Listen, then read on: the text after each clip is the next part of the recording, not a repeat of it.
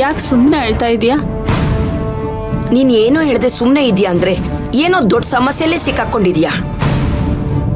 ಆ ಸಮಸ್ಯೆ ದೂರ ಆಗ್ಬೇಕು ಅಂದ್ರೆ ತಾಯಿ ಹತ್ರ ಹರಕೆ ಹೊತ್ಕೊಂಡು ವ್ರತ ಮಾಡು.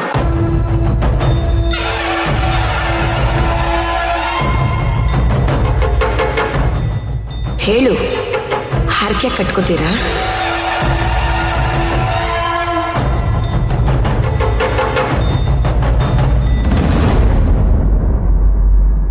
ನೋಡು, ನೀನ್ ಯಾವುದಕ್ಕೂ ಉತ್ತರ ಹೇಳ್ದಿದ್ರೆ ಹೇಗೆ?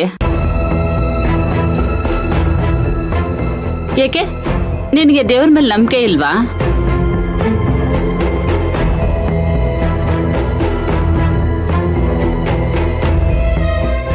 ನಾನಿವತ್ ಬದುಕಿದ್ದೀನಿ ಅಂತಂದ್ರೆ ಆ ದೇವ್ರ ಮೇಲಿರೋ ನಂಬಿಕೆಯಿಂದಾನೆ.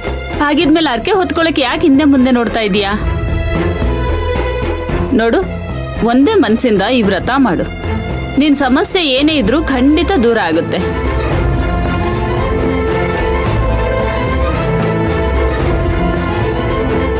ಜಗತ್ತನ್ನೇ ಸಲಹೋ ತಾಯಿ ಅವಳು.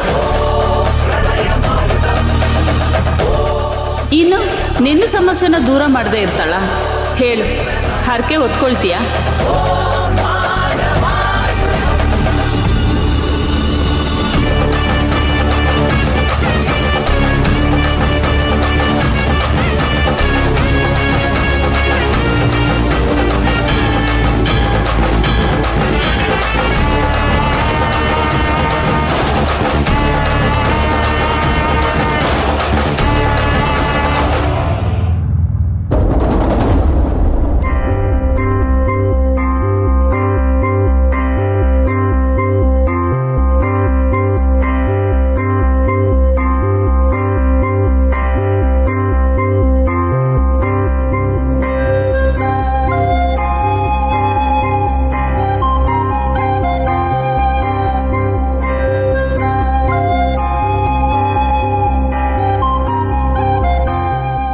ಚಂದ್ರು, ನನ್ನ ಮಗನ್ ಬಾಳಲ್ಲಿ ಹೀಗೆಲ್ಲ ನಡೀತಾ ಇದೆ.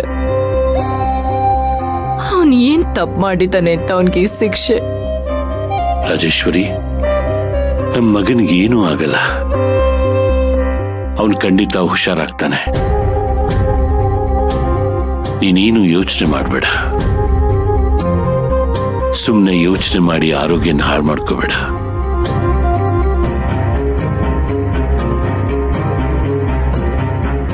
ಒಳಗಡೆ ನನ್ ಮಗ ಸಾವು ಬದುಕಿನ ನಡುವೆ ಹೋರಾಡ್ತಾ ಇರ್ಬೇಕಾದ್ರೆ ನಾನ್ ಆರೋಗ್ಯವಾಗಿದ್ದು ಏನ್ ಪ್ರಯೋಜನ ಚಂದ್ರು? ನನಗ್ ನನ್ ಮಗ ಬೇಕು. ಈ ಕೈಗಳಲ್ಲಿ ತಾಡ್ಸಿದ್ದೀನಿ, ಮುತ್ತಾಡಿದ್ದೀನಿ. ಈಗ ಇವನ್ ಈ ಪರಿಸ್ಥಿತಿ ನೋಡ್ಕೊಂಡು ನಾನು ಹೇಗ್ ಸಮಾಧಾನವಾಗಿರ್ಲಿ? ಆ ದೇವ್ರಿಗೆ ಕರುಣೆ ಅನ್ನೋದೇ ಇಲ್ವಾ?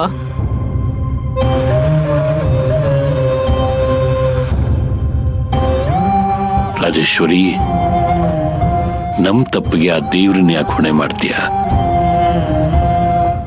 ನಾವು ಮಾಡಿರೋ ತಪ್ಪುಗಳನ್ನ ಸರಿಪಡಿಸ್ಕೋಬೇಕು ಅಂತಾನೆ ದೇವ್ರು ಕೊಟ್ಟಿರೋ ಪರೀಕ್ಷೆ ಅಂತ ತಿಳ್ಕೊ. ಇಂಥ ಸಮಯದಲ್ಲಿ ನಾವು ಧೈರ್ಯವಾಗಿರ್ಬೇಕು. ಅವನು ಹುಷಾರಾಗಬೇಕು ಅನ್ನೋ ನಮ್ ಗಟ್ಟಿ ಪ್ರಾರ್ಥನೆಯಿಂದ ತಾರಕ್ಕೂ ಬೇಗ ಗುಣವಾಗ್ತಾನೆ. ನೀನ್ ಹೀಗೆ ಅಳ್ತಾ ಇದ್ರೆ ಹೇಗೆ? ಸಮಾಧಾನ ಮಾಡ್ಕೋ. ಸಮಾಧಾನ ಮಾಡ್ಕೊಂತ ಹೇಳ್ತೀರ ಹೊರತು ಡಾಕ್ಟರ್ ಹೇಳಿದ್ರ ಬಗ್ಗೆ ಯಾಕೆ ಯೋಚನೆ ಮಾಡ್ತಾ ಇಲ್ಲ? ಅಲ್ಲಿ ನನ್ನ ಮಗನ್ಗೆ ಏನಾಗುತ್ತೆ ಅನ್ನೋ ಟೆನ್ಷನ್ ಅಲ್ಲಿರುವಾಗ ಹೇಗ್ ಸಮಾಧಾನವಾಗಿ ಇರಕ್ಕಾಗುತ್ತೆ? ಇತ್ತೀಚೆಗೆ ಅಂತ ಒಂದು ಹಣೆ ಬರನೇ ಸರಿ ಇಲ್ಲ. ಅವತ್ತು ಊರಿಗೆ ಹೋಗಿದಾಗ ತೊಂದರೆ ಆಯ್ತು. ಅಲ್ಲೂ ಅಷ್ಟೇ ಸಾವು ಬದುಕಿನ ನಡುವೆ ಹೋರಾಡಿ ಗೆದ್ದು ಬಂದ. ಈಗ ಮತ್ತೆ ಅವನ ಜೀವಕ್ಕೆ ತೊಂದರೆ ಆಗಿದೆ.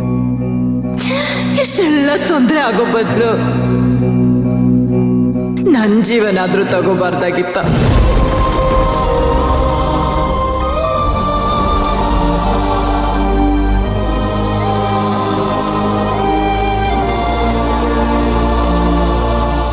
ಚಂದ್ರು, ಅವನಿಗೆ ಗಂಡಾಂತರ ಇದೆ ಅಂತ ತಾನೇ ನಾವು ದೇವಸ್ಥಾನದಲ್ಲಿ ಪೂಜೆ ಮಾಡಿಸಿದ್ದು. ಆ ಅದ್ ಮಾಡ್ಸಿದ್ರೆ ಎಲ್ಲ ಒಳ್ಳೇದಾಗುತ್ತೆ ಅಂತ ಹೇಳಿದ್ರು. ಆದ್ರೆ ಇದ್ಯಾವ ಗಂಡಾಂತರ ಚಂದ್ರು?